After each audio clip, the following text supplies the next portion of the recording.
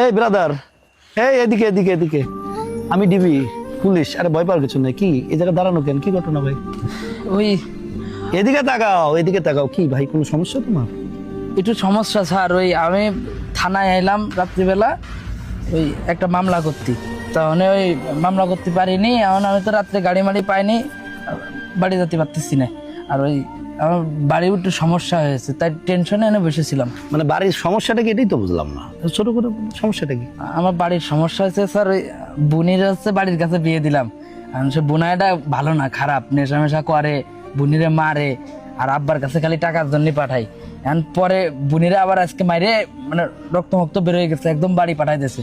পরে আমার আব্বা আমারে ফোন করে বললো, আমি কাজ করছিলাম একটা দোকানে, মানে ফোন করে বললো কি যে যা একটু থানায় যায় মামলা, কারণ আমার তো তোর বোন কই?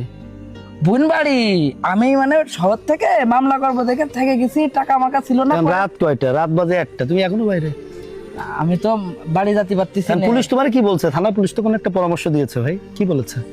স্যার আপনি তো পুলিশ, স্যার আমি পুলিশ, চলেন আমরা আমাকে বাড়ি একটু আমার। আমরা যাবো, সমস্যা নেই, কিন্তু বিষয়টা তো আমি শুনলাম। হ্যাঁ, পুলিশ তোমাকে, থানার পুলিশ একটা পরামর্শ দিচ্ছে না ভাই? কি বলেছে তোমাকে? থানার পুলিশ ওই আমি দোকান মোকান বন্ধ করে যাওয়ার পরে মেলা রেখে গেছে, বেশি একটা ছিল না তো, একজন ছাড় ছিল। পরে কইলো কেউ কম্পিউটারের দোকানে যেতে হবে, কি অভিযোগ লিখতে হবে, টাকা টাকাটা মূল কথা স্যার, আমার কাছে টাকা নেই। আমি এখন যে অভিযোগ দেব, আমার দুলাভাইয়ের নামে যে অভিযোগ দেব, তার সে টাকা লাগবে, তো আমার কাছে তো টাকা নেই। পুলিশের কাছে টাকা লাগবে না, সেটা সমস্যা না।